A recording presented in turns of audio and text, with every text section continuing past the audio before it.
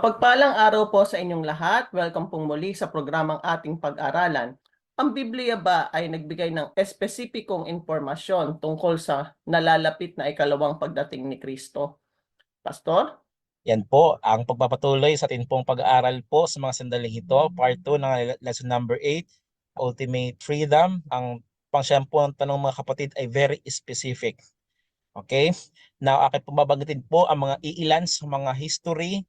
And by the way, while you are listening and watching this video mga kapatid, pwede nyo pong i-post po ang video na ito at inyo pong i-google. Libre lang po tayo mag-google mga minamahal na mga kapatid sapagkat I will tell you some specific and detailed na mga pangyayari down to the history nangyari, hindi lang po katagalan. Hindi na po libong taon nagdaan, kundi ito po ay somewhat 100 years ago na mga kapatid. Okay? So you can Google it sapagkat ito po ay nakasulat po sa kasaysayan. And by the way, if you have books like Britannica, ito po yung mga encyclopedia, mga minamahal na mga kapatid, those are recorded in the history of humankind. So, yeah, question number 9 mga kapatid. Meron po bang specific po na pangyayari or information na ito po ay nagpapatungkol sa nalalapit na pagpaparito ng Panginoong Jesus? Yes. Mismo po si Jesus ay nagbanggit po sa Matthew 24 verse 33. Ang sabi po ni Kristo, mga minamahal na mga kapatid, when you see all these things, know that it is near at the doors. Now, ito pong context po nito mga kapatid ay yun pong destruction ng Jerusalem.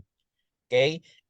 Ito po ay warning ng Panginoong Jesus doon po sa mga alagad niya po at mga tagasunod po niya na ang sabi po ni Jesus Christ, pray na ang destruction ng Jerusalem huwag mangyari pag Sabbath, na kayo po binanggit na nakaraan, sapagkat sila po ay nag-worship. Otherwise, madali po silang lipulin ng mga kaaway ng mga Romano. Now, darating po kasi ang time, ito po mga kapatid, fulfillment.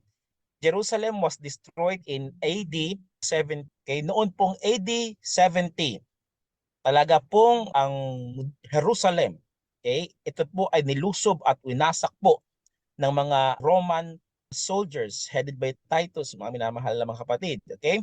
So, ito po ay fulfillment sapagkat sabi po ito ng Panginoong Jesus from His mouth doon po sa verse 33 ng Matthew 24. Literal po ito nangyari at ito po ay nasa kasaysayan ng mga minamahal na mga kapatid. Ano pa? Letter B. Ito po ay isa sa mga signs na literal or specific na binanggit sa Biblia. Ito po tinatawag na great persecution and tribulation. Now, many are asking, magkaiba po ba ang ating pong topic po sa mga sandaling ito sa mga nakaraang topic about signs ng Panginoong Diyos sa kanyang pagpaparito? Yes. Inyo po maalala, we have discussed in this program about signs ng pagpaparito ng Panginoon na meron pong lindol, baha, tagutom, calamities, etc. etc. Those are general, okay? Yun po ay pangkalahatan. But these topics na akin pong binabanggit, mga kapatid, ito po is specific na nangyari sa kasaysayan with dates. Okay po? Na ano po itong great persecution and tribulation? Dito po sa Matthew 24 verse 21, sabi po ng Panginoon, then there will be great tribulation, such has not since the beginning of the world. Ito po ay niya, mga minamahal na mga kapatid, ay yun pong tinatawag na dark ages. Bakit po dark ages? Dark siya in a sense na ang truth ay trampled on the ground. Yun pong katotohanan ay na-compromise with error. Yun pong truth ay nawala sa takilya, or I mean, nawala po sa spotlight. Talagang nagmix ang compromise na pananampalataya. By the way, meron po itong study sa aklat po ng Revelation chapter 6, yung 4 galloping horsemen. Yun pong una ay meron pong white horse po doon, which is the triumphant growth of Christianity doon po sa panahon ni Kristo hanggang po sa mga disciples niya, hanggang dumarami po ang Kristyanismo. Yung pangalawa po doon ay yung red horse, yung pulang kabayo na nagsisimbolize po sa persecution. However, hindi po nalipol ang mga Christianity kahit po may dumaan na persecution. Kaya naman, ang strategy po ng kaaway ay i-mix yung truth with his doctrine, yung error po.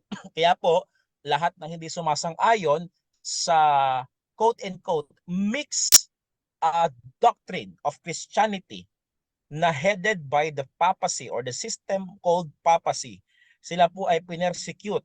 Kaya naman po ang ibang mga Kristiyano, sila po ay lumipad or nagtago sa mga kabundukan at isa na po doon yung bundok sa Italy na tinatawag po na mga na Waldensians or yung mga tao po doon sa Waldens. Okay? Sila po ay mga grupo ng mga tao na nag-keep sa truth at hindi po sila nag-compromise. Okay? At sabi po dito, ito po ay fulfilled, mga minamahal na mga kapatid. Ano pa? Ang letter C, mga kapatid. Sun turned into darkness. Now, we have phenomenon called solar eclipse. However, ang solar eclipse, mga kapatid, ako po hindi po ko scientist, but what I know what is solar eclipse. Ibig sabihin po, ang buwan ay haharang sa linya kasi po mayroon po yung linya nagkakalinya po yung araw tapos earth tapos sometimes natatabunan niya po ang moon at tawag din po ay lunar eclipse. But this time, yung buwan or ang moon ay tatago po or haharangan niya po yung light ng sun. But this time, ito pong sun turned into darkness ay hindi po solar eclipse. Why? Sapagkat sabi po sa Matthew 24 verse 29, immediately after the tribulation of those days, the sun will be darkened. Ito po ay nanggaling din po sa propesya ni Jesus Christ. Kailan po ito nangyari, mga kapatid? Take note the date.